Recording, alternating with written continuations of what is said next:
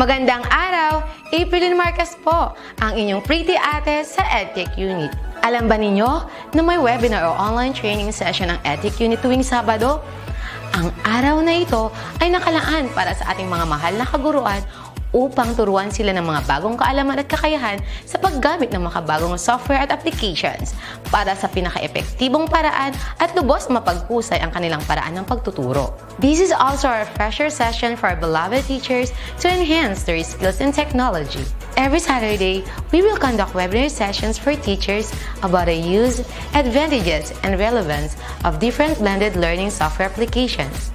Ang webinar seryeng ito ay magsisimula ng alas 9 ng umaga hanggang alas 12 ng tanghali para sa morning session. Magsisimula naman ng alauna at magtatapos ng alas 4 ng hapon ang afternoon session. You can watch us in our DepEd Edtech Unit Facebook page, Educational Technology Unit YouTube channel, DepEd Tayo, and DepEd Philippines. Kita-kits tayo tuwing Sabado!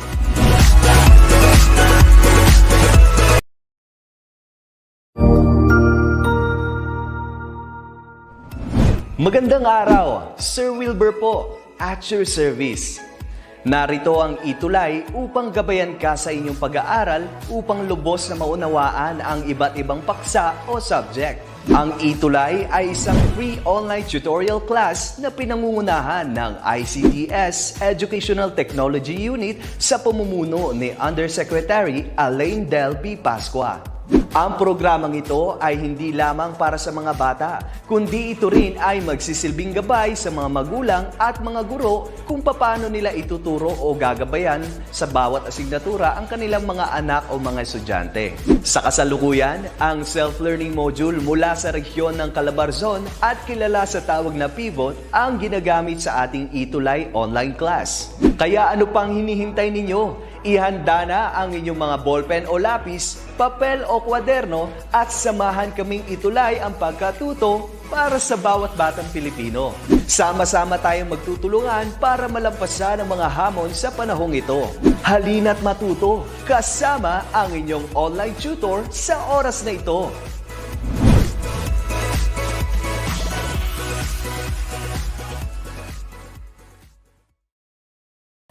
All right, good afternoon, everyone. Welcome back to another ETUlay session with Tutor T. This is Contact Center Services for Grade 10 students. But if you're not Grade 10 students, you are welcome to join us because I believe that the skills and knowledge and the attitude that you will obtain from this session will not just help you in contact center services, but also in any other industries out there. And whatever endeavor that you'd like to have sa buhay mo, this will definitely help you. At I encourage you to please share our session today. Share it on your social media, like your Facebook, your YouTube channel, if you have, or share it on Messenger. And make sure that you share the knowledge that you're learning from this session, and also the opportunity that you have learning with Tutor T in this afternoon. All right, so this week is already the 7th of the 4th quarter, and because of that we just have a few more weeks and we would complete our entire school year for ICT Contact Center Services for TLE 10. And if you are taking up contact center services for your schooling this year, this definitely help you. But if you're not, I encourage you to please consider rewatching our episodes or our sessions on this online platform like Facebook and YouTube, and make sure that you practice those things that I ask you to do, because without practice, you'll never learn the skills, even the knowledge that I'm presenting to you. You need to personally practice it.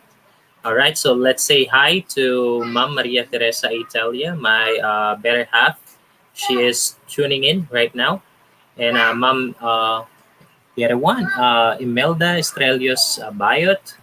She said B. I don't know what that means, but good afternoon to you. Thank you for tuning in. And yeah, once again, I encourage you to please share to make sure we have more viewers and listeners for this session. All right. So for this week's lesson is going to be handling difficult or irate customers.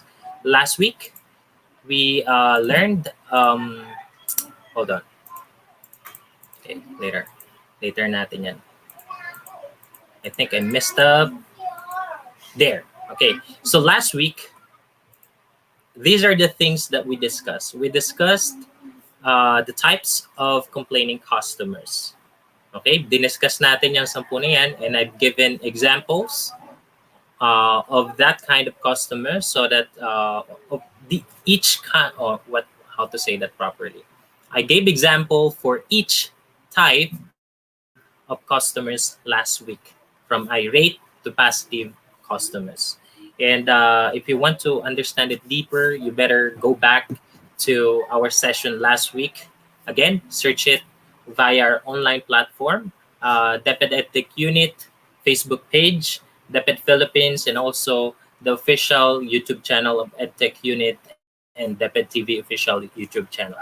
Pwede nyo po yung balikan, pag-aralan para alam ninyo paano ma-identify itong iba't ibang uri na mga nagko-complain na customers. And at the same time, I've given examples on how to respond to these types of customers. Okay? And I hope you'll do that, because without doing what I just said, learning isn't complete, di ba? Kung hindi natin pinapractice yung ina-ask ng ating tutor and ating teacher sa ating classroom. Alright? So yan yung pinag-usapan natin last week, yung 10 types of complaining customers. Okay. So this week's expectations, so I'm going to encourage you to after watching this session, give yourself a time to rewatch it again, and then try to do those activities that I'm going to present you later on. Okay, kung hindi mo man siya masabayan today because you're busy with something, pero sana kapag may free time ka throughout the week, you can practice those practices that I'm gonna give you later on. Okay.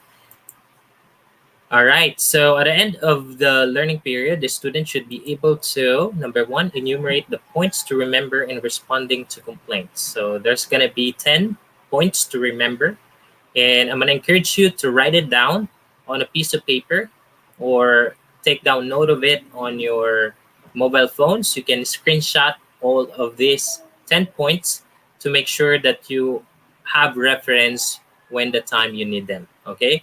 Next is examine the sympathy statements to which situation should each be used. Okay. So I'm going to provide 5 types of sympathy statements, and you're going to identify which one is being used in a particular situation. Okay. Later on. So be ready with that. So again, take down notes, screenshot as much as possible.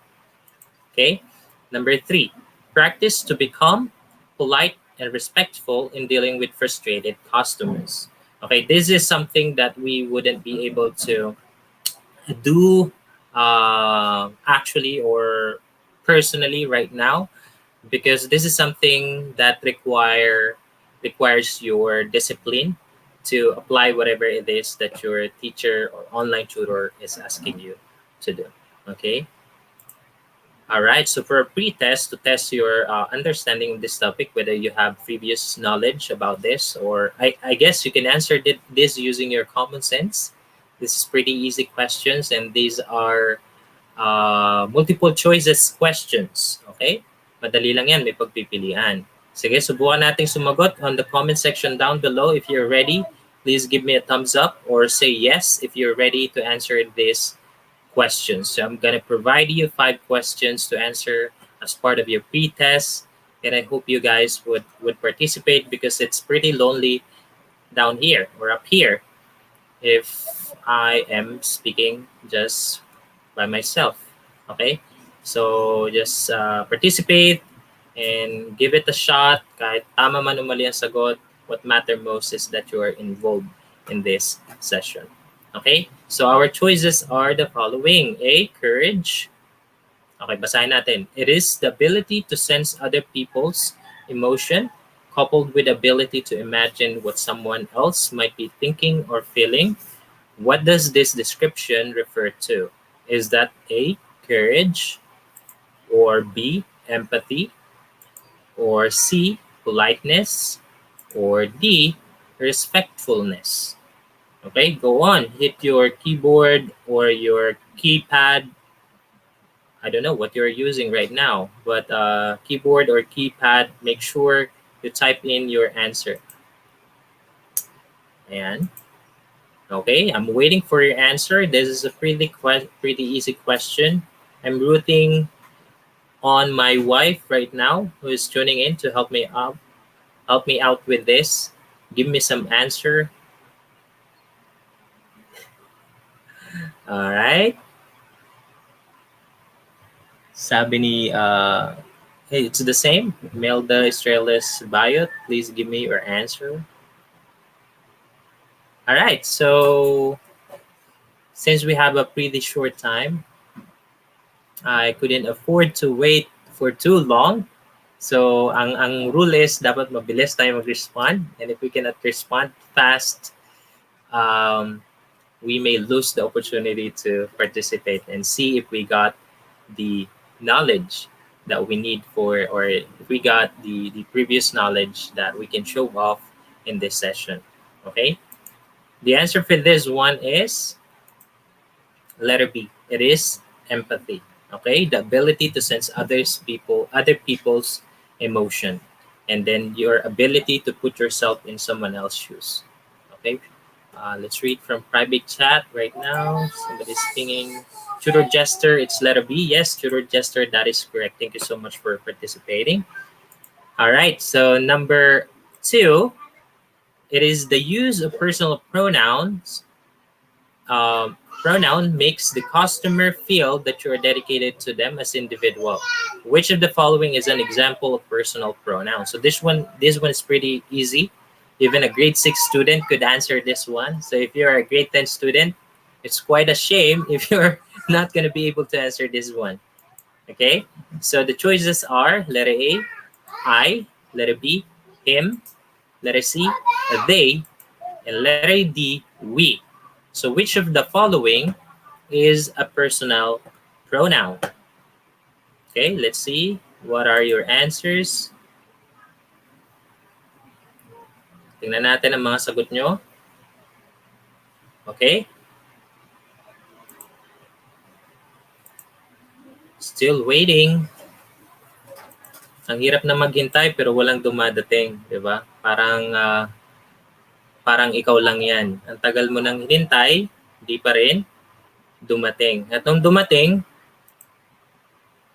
hindi naman ikaw ang pinuntahan. Okay? So sabi ni Joe, Omos, and David, letter D.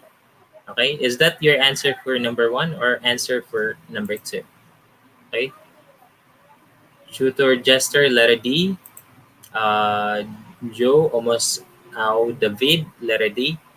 Which among the following is a personal pronoun? When we say personal pronoun, it's something that is personal. Okay, personal. It is you. Okay.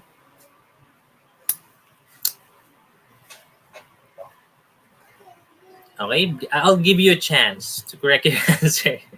Okay, I think Tutor Jester mistaken it, but he said it's letter A. Are you gonna agree with Tutor Jester? Tutor Jester said it's letter A. Okay? And Joe, almost out of it, it's letter D. Okay? Ako personally, ginagamit ko tong we kasi kapag ka nakikipag-usap ako sa customer because it feels more secure. Parang I'm not the only one responsible for this thing that I'm doing.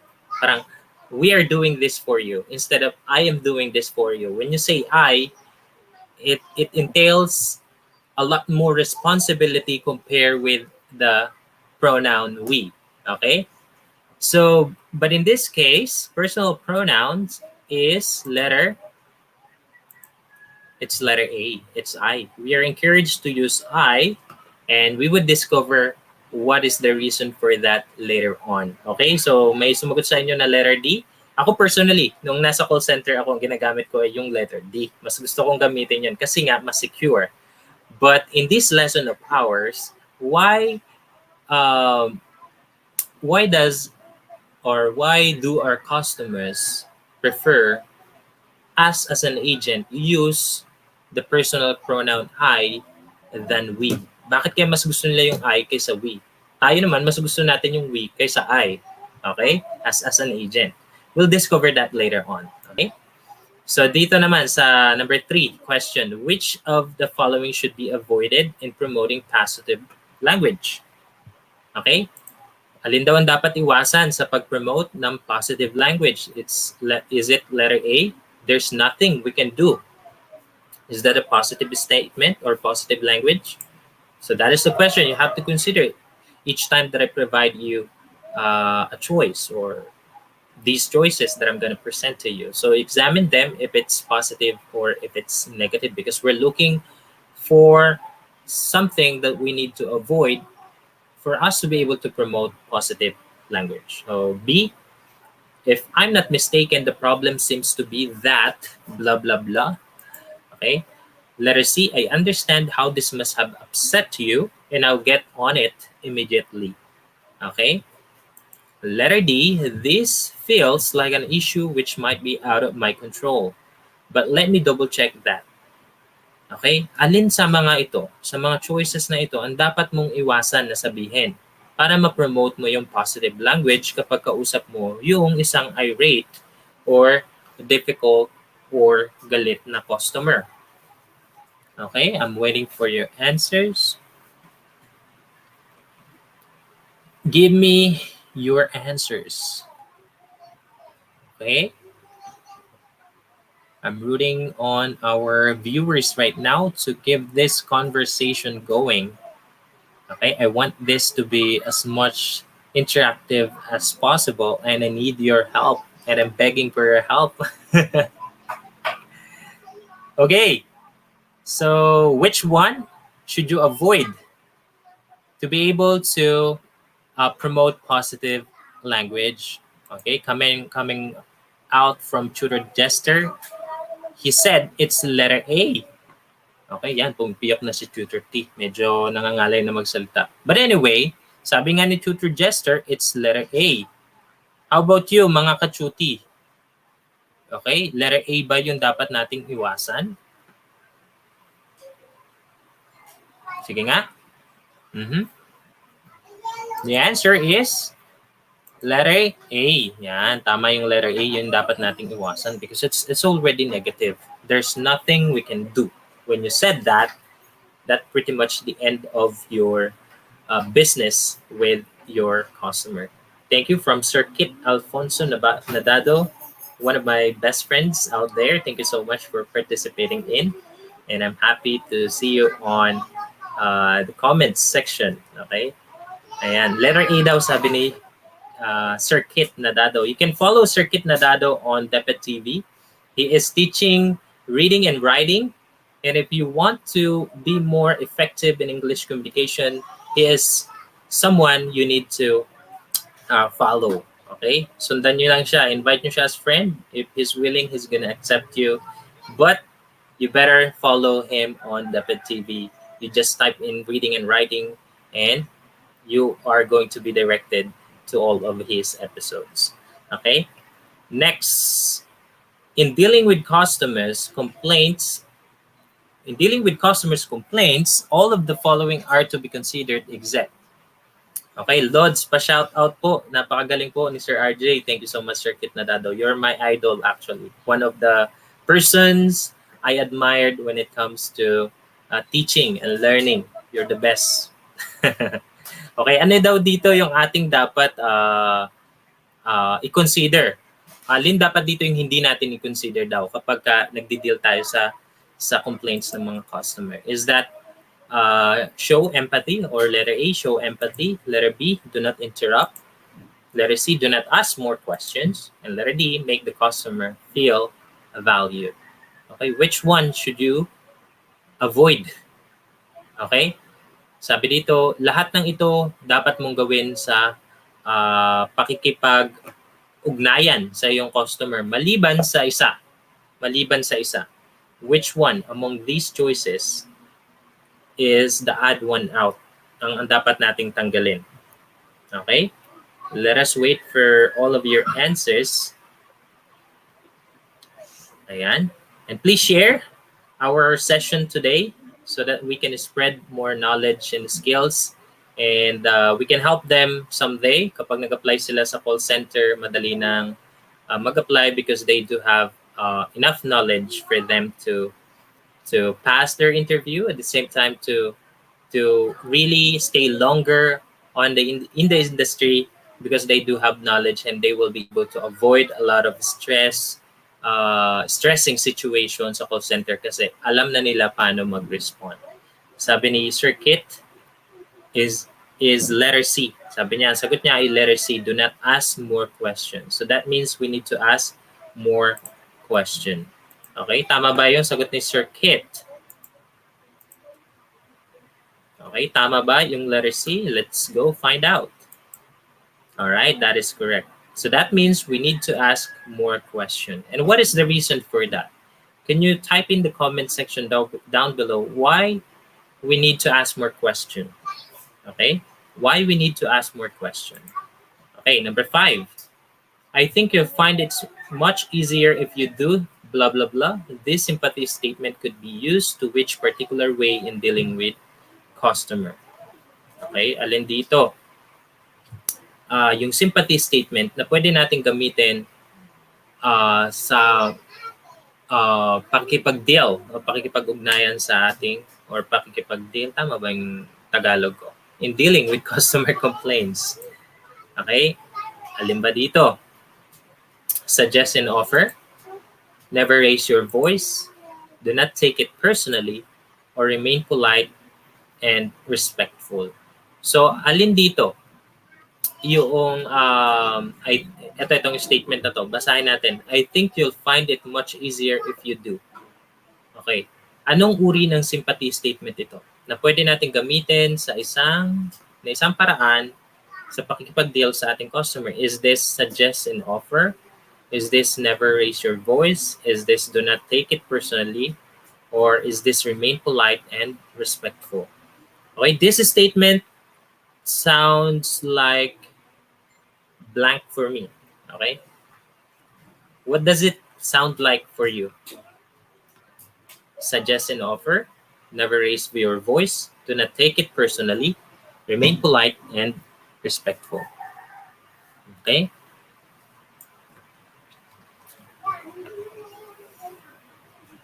Ayan, meron na agad sagot si Sir Kit. Thank you so much, Sir Kit, for participating in. Sabi ni Sir Kit, it's letter A. All right, let's go find out if it's letter A. Yes, that is correct. So we're going to provide more of this sympathy statement later on. And what you're going to do in the post-test is to identify what particular or what type of sympathy statement is being referred to, is being meant doon sa statement. Okay, good afternoon po, sir, from Ma'am Nina Calapio. All right, Ma'am Nina Calapio, please share our ETUlay session for today. It's contact center services. This is going to help even your friends, family members who are looking for a job if they do prefer working in the BPO industry. And ayan, so si Ma'am Nina Calapio pala ay co-teacher ko sa Noveleta National High School. Shout out to our all of our teachers in the Noveleta National High School. Ayan, sa Cavite Province. Okay, so let's go right into our discussion for today. This is going to be exciting because for most of your dealing with other people, not just in the call center, you're going to encounter complaint about you because you aren't perfect. I'm not perfect. My wife, even my wife complains with some of my weaknesses, my inability to perform according to her expectation. So makikita natin dito na critical yung word na expectation. Kasi yung complaints ay nanggagaling siya dahil may mga produkto or serbisyo na in-acquire o binili ng customer that may not meet their expectations. Kapag hindi na meet yung expectations, sigurado may complaints. Okay? Ayan. Alright, so the reason why for me complaints is positive or complain is a positive thing because it gives you an opportunity to improve on. Tama ba? Tama ba? Complain gives you an opportunity to improve on. Gives you an opportunity to assess yourself, assess your performance, assess your product or service so that next time the same complaint wouldn't arise. Okay? Sa tingin nyo, tama ba yon? Just comment yes kung tama yon na ang complaint ay positive if we take it positively because that's what I want to each of us. Okay? To take complaint positively kasi makakatulong siya for us to grow and improve on. Okay, so these are the 5 reasons why customers complain. Number 1, kapag nangako ka tapos hindi mo tinupad. Okay? Not kept promise or unkept promises. Ayan. So, kapag hindi natin kayang gawin, huwag nating ipangako kasi magrereklamo siya. That rings through even in our personal lives. Tama ba? Pangalawa, poor customer service. Ayan. So, marami tayong reklamo dyan kapag medyo pangit yung serbisyo na binibigay sa atin o hindi tayo na-satisfy. I remember a time, merong sa mall, dati nung hindi pa pandemic, may nagtatawag sila ng mga customer dun sa restaurant nila and then advertising this fried chicken na medyo malaki dun sa picture and I thought it was a good buy and I was I went in doon sa store nila and only to find out na halos yung chicken ay, alam niyo yung part na medyo mabuto siya. So parang pangalawang beses ko na siya na-experience na parang merong pinangako na ito yung product pero kapag nandun ka na, hindi pala yun yung product. Iba siya dun sa ina-expect mo. And that, for me, is unkept promise and at the same time, poor customer service. Kasi nga, hindi mo ibinigay yung pinangako mo. So parang magka-akibat itong dalawa na ito, di ba? Sabi ni Sir Kit Nadado, I agree, complaints are a form of feedback that will prevent you from repeating a mistake. It's good for you as long as you don't take it personally. Tama. Don't take it personally. Take it something that they tell you because they want you to perform better. They want you to improve. Okay? Don't take it personally, yung mga complaints yan. So, same thing sa customer service. Dapat din natin tinitake personally. So, number 3, hidden cost or charges. Who among you have experienced this? Na nag-avail kayo ng product and service and they promise to give you this amount of service only to find out that each time they added service on the product, they also add service charge or cost that you know not of. And you'll be surprised that when the billing came, makikita mo na sobrang laki na nung bills mo, di ba? Sino naka-experience niyan? Ayan. So yan yon, yung mga dahilan bakit nagka-reklamo yung mga customer natin. So low quality products, okay? But if you buy a product at a low price, don't expect too much. Okay? Nagoyo ako dyan maraming beses. Okay? I-inform ko na rin kayo ito. Ayan. Bumili ako ng USB online. Hindi ko na sasabihin yung online store kasi baka mapagalitan tayo. Ayan. Bumili ako ng USB. Sabi dito, 2 terabyte. So parang it's good to be true na nakita ko. But since mura siya, sabi ko okay lang naman kung medyo magoyo ako. But kung totoo, it's a good buy. So bumili ako at ginamit ko siya. Nakita ko 2 terabyte nga siya pagsalpa ko sa PC. Pero after few days, hindi ko na siya mabuksan, hindi ko na magamit. So yun yung problema. Sayang lang yung mga in-upload ko na mga dinownload ko rather dito na mga files, di ba? So sometimes kapag low price, don't expect so much. Pero kapag ka medyo maganda rin yung presyo, of course, magrereklamo tayo pag low quality product yung sinend or binenta sa atin. Okay? Next, unresolved processes. Okay? This usually happens in the call center industry. Okay? Some of the agents would promise to fix an issue, and sometimes they would just like do some shortcuts that doesn't really some shortcuts that don't really solve the issue, but rather just, parang tinapalan lang yung problema pero nandun pa rin yung hidden or nandun pa rin yung main issue. Kaya nangyari, tatawag ulit si customer na irate na siya, galit na siya kasi paulit-ulit yung proseso na ginagawa niya na pagtawag pero hindi naman nare-resolve yung issue. Okay? So, yan yun. Yung mga dapat nating iwasan para maiwasan rin yung complaining customers. Pero kung hindi natin maiiwasan, ito yung kailangan natin gawin. How would you deal with complaining customers? First of all, it takes character on the part of the call center agent to keep calm. Okay? Especially the newly hired. Okay? Kapag bagong hire ka, ito yung challenge mo, to remain calm even when your customer is verbally abusing you. That's a challenge. Kasi makakarinig ka ng mga cuss words, cursings, okay, from your customers because they are frustrated and they don't quite happy with your service, di ba? Ganun yun minsan, mangyayari sa inyo. Not minsan, but most of the time. Kaya dapat maging calm ka lang. So yun yung challenge. Okay? So how would you deal with complaining customers? Number one, okay, 10 ito, like what I said early on. You have to screenshot or take down notes of these 10 points that you need to remember when dealing with complaining customers. So you need to use or apply when dealing with complaining customers. Number one, listen carefully and quietly to their complaints. Okay?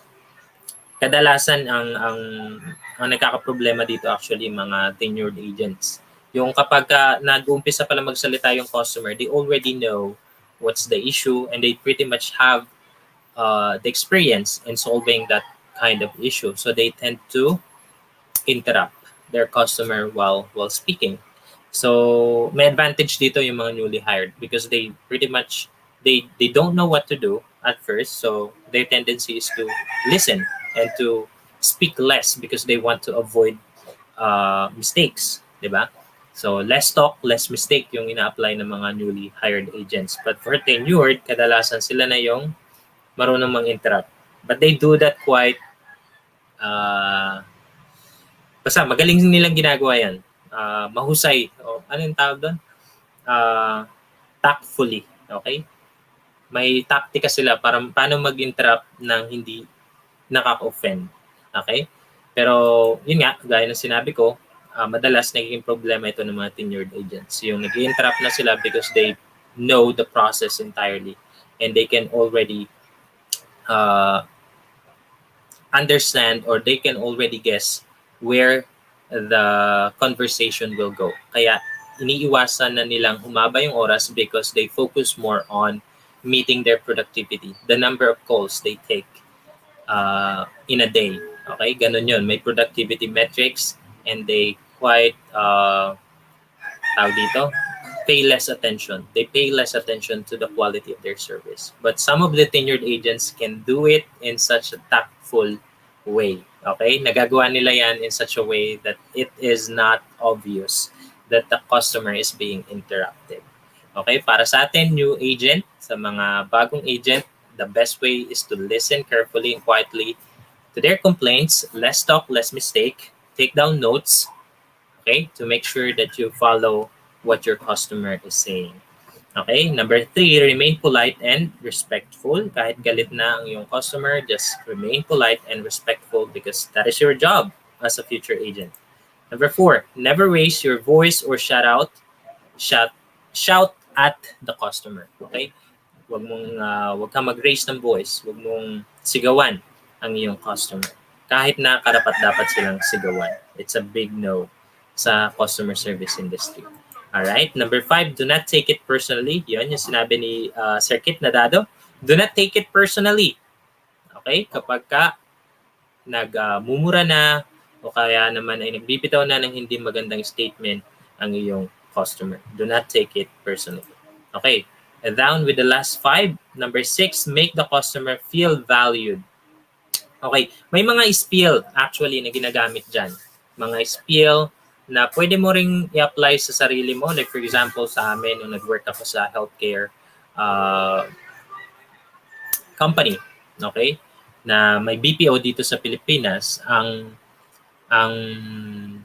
tagline namin that make our customer feel valued is that we thank them for being the best part of our company. Thank you for being the best part, ganun. And thank you for doing business with us, ganun. So we appreciate their doing business with us, okay?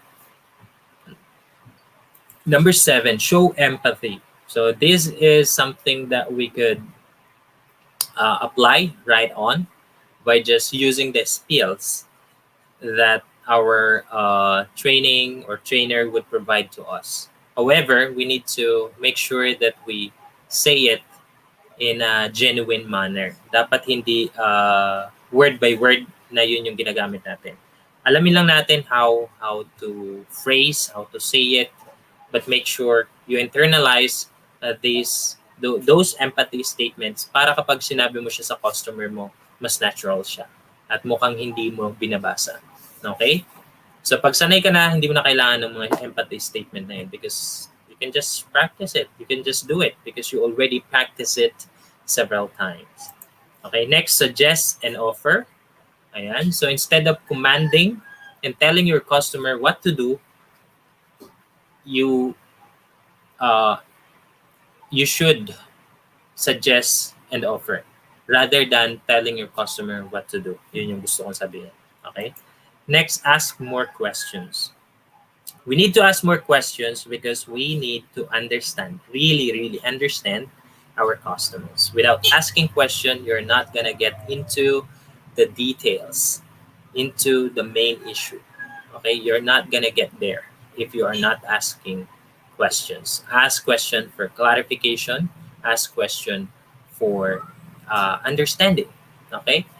And number 10 is slow down and paraphrase. So when you ask question, make sure you do this. So magkasunod yan. Pagkatanong mo, sasagot siya, and then you slow down a bit and paraphrase. How do you do that? How do you paraphrase? Pwede mong simulan, did you mean?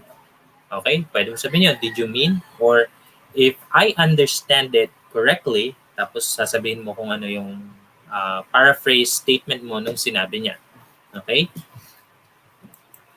Alright, so as the customer call for a problem, and you as a call center agent, it is your job to make them feel heard, acknowledged, respected, and understood. To do this, you must show empathy. Okay? And what is empathy? So dito sa PowerPoint presentation natin, it reads, empathy is the ability to sense other people's emotion coupled with the ability to imagine what someone else might be thinking or feeling. Likewise, okay, to understand and share the feelings of another. So you can convey empathy by using empathy statements. Empathy statements are short statements that help you start a connection with the customer. Using this will make the caller from the other line or the end of the line, other end of the line feels that their concern is your focus and that you are taking responsibility to help them resolve their issues. Ayan. So that is the importance of empathy. And we keep repeating this principle over and over because I think this is the heart of customer service. You being able to understand, see the issue on the customer's perspective. Okay? Yun yung empathy. You see the problems and issue on the customer's perspective. Kung paano niya nakikita yung problema. Okay? Alright. So, ito na yung mga pwede natin gawin. How to effectively use the empathy statements sa ating customers. Okay? Ito yung naging bahagi ng ating pretest, di ba? Yung una, paggamit ng personal pronouns. Yung itong example dito, the use of I rather than we makes the customer feel that you're personally dedicated to them as an individual. Okay, like what I said earlier, we as an agent, we are more comfortable using the pronoun we because it's more secure. It's like we as an entire organization is responsible or are responsible to the solution we are proposing, 'di ba? Pero kapag ginamit mo yung I, parang pakiramdam mo ikaw yung responsible. Okay? On the call center agent's perspective, we would like to use we. However, on the customer's perspective, they'd rather have us say the pronoun I because they want us as an agent to fully take that responsibility, that we would do the best we can to come up to the resolution that you or that you both agree on. Okay? So yun yung gusto nila. Mas gusto nila yung I. So that's the reason why in this our lesson, I encourage you to use I rather than we because we want our customer to feel that we are personally dedicated to them as individual, not as a collective group of people or a collective company, di ba? Number 2, active verbs compare active verbs. Ayan. So, gumamit daw tayo ng active verbs. So, i-compare natin ito. Itong dalawang statement. Which one do you prefer hearing from an agent if you are in the shoes of your customer? Alin yung mas gusto mong marinig? Your concern will be fixed by our team or I will ask our team to fix your concern. Okay? Ayan. I guess we would all agree that we want to hear the second one. I will ask our team to fix your concern. Okay, nandito yung personal pronoun. At the same time, it's active because you're the one who's going to initiate and you're going to make sure that the concern will be fixed. Okay, hindi man ikaw yung mag-fix, pero nandun ka to make sure that the team will follow through and that you will follow through personally para ma-resolve yung concern. So we would prefer yung statement na ito, itong pangalawang statement because that is an active verb. Itong isa passive. Alam niyo ba yung active and passive voice? Okay, sa mga thesis, we tend to use passive voice. Pero sa customer center or customer service industry, we prefer using active voice statements. Okay? Next. Ayan. So the first statement lacks personality and underlying responsibility, while the second statement lets the customer feel that you will be personally working to fix his or her issue and will continuously follow up the team until it is done. It adds a sense of immediacy or urgency. Okay? So number 3, authenticity. Ayan. Authenticity. In relating your empathy statement, be genuine and honest. Reading your script without being authentic may be sensed by the customer and can increase anger. Ayan. So that's the reason why you have to internalize those empathy statements because you want to say it with authenticity. Okay? So, yun yun. Yun yung dahilan kung bakit dapat nating isapamuhay yung mga empathy statements. And I think we Filipinos are really good when it comes to empathy. Okay, maawain tayo. We have big hearts and kind hearts. Diba? Tayo mga Pilipino. Kaya magagawa natin to so easily with proper practice and constant practice as well. So it is advised to use contractions or short forms of verbs such as your, can't, his, and don't. Ayan.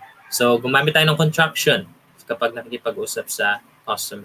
Ang kabaliktaran nito, itong you are, cannot, he is, and do not. Okay? Dapat ang gamitin natin ay yung contraction like your, can't, his, and don't when we're reading our empathy statement. Okay? Number 4, positive language. Use positive words such as yes, definitely, absolutely, certainly. These words are affirmatives and take out the uncertainty from the interaction and removes doubt. So ano yung kabaligtaran nitong yes, definitely, absolutely, certainly? Okay? Ang kabaligtaran niyan, syempre yung no, kind of, sort of, and I don't know.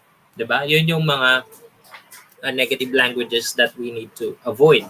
And these are the positive languages or affirmative statements or words that we should always use when dealing with our complaining customers. Okay, but if the answer is really no, you just have to say no and make sure you follow up a positive statement, or you follow that with a positive statement and let your customer understand why it is no. Okay, if it's really a no. All right, number 5, progressive verb. Progressive verb, ang example niyan yung mga ing words, yung may ing. So the verbs in progressive forms such as resolving, asking, working are particularly advised when handling irate customers. This would be perceived as you are actively and currently working to fix the issue. Okay? So suggestion again, and things or a thing that you must apply is use progressive form of the verb as much as possible. Okay? As much as you need them.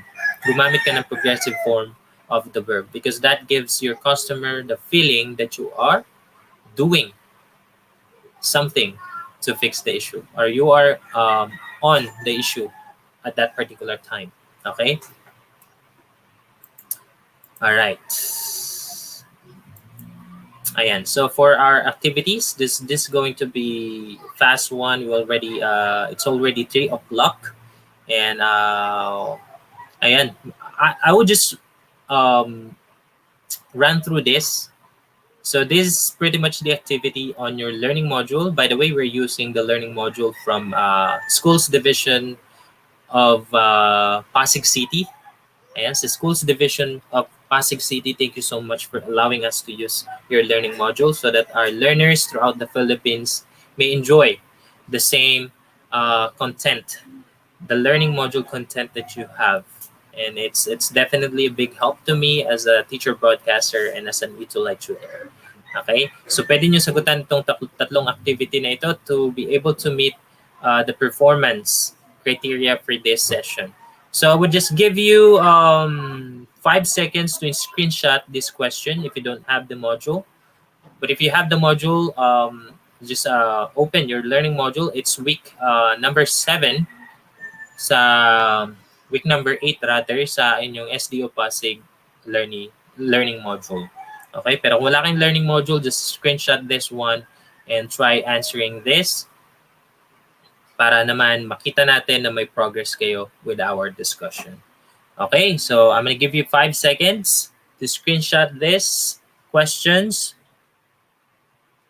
5, 4, 3, 2, 1, 0. Okay, let's go to another activity. Ayan. Sorry. Yan. Oops. Yan.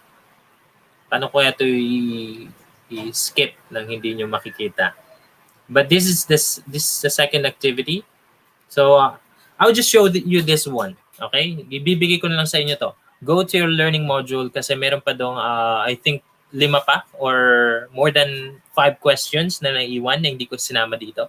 This is just to test your understanding. So pipili lang kayo dito kung yung bang statement na yon ay nagpapakita ng empathy, nagsasuggest o nag-offer, nagtatanong, yung letter C, o nagpa-paraphrase, o yung statement na yon ay nagme-make sa customer na maramdaman na sila ay valued. Okay, hirap mag-Tagalog no? Pag pinaghalo natin yung English at Tagalog, medyo mahirap. Okay, number 1. Ayan. So, did you mean to tell me? Ayun, may sagot na agad. Ayan. So, yun ay letter C. Okay, you ask more question. Or, I think that will go to paraphrasing as well. Did you mean to tell me? Then you blah blah blah. You add your paraphrase statement. So I guess that one is letter D. slow down, and paraphrase. And that could be part of asking more question as well. Okay, pwede rin naman yun.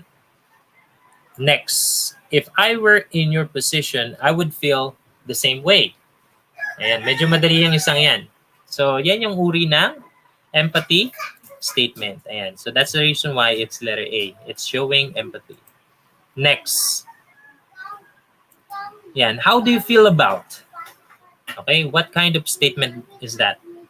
Is that showing empathy? Is that suggesting and offering? Is that asking more questions? Is that slowing down and paraphrasing? Or making the customer feel valued? How do you feel about? Okay, blah, blah, blah. How do you feel about me sending you an email right now confirming that you already paid or that your bill already, that the interest on your bill is already canceled. So something like that. So ano sa tingin niyo yan? That is letter B. Okay, suggest and offer. Okay, number 4. If I'm understanding you correctly, okay, that is a classic example of slowing down and paraphrasing. Okay, if I'm understanding you correctly, that is slowing down and paraphrasing. Last, your business means a lot to us. Ayan, your business means a lot to us. Thank you for being the best part of our company. Thank you for being the best part of ABC Healthcare. Okay? Anong klaseng statement yan? So that is making your customer feel valued. Making sure that you show your appreciation for them doing business with your company. Okay?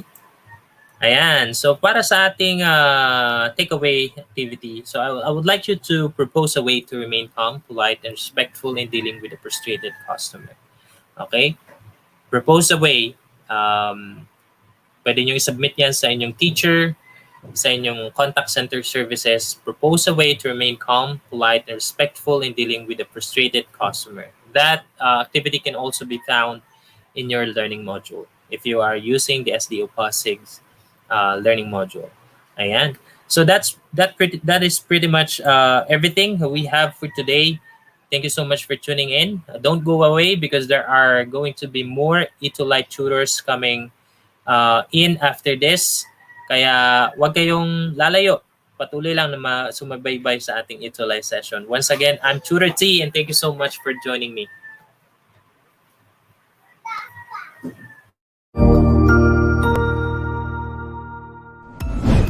Sigurado ako na marami ka na namang natutuhan sa ating ETUlay tutorial session ngayong araw.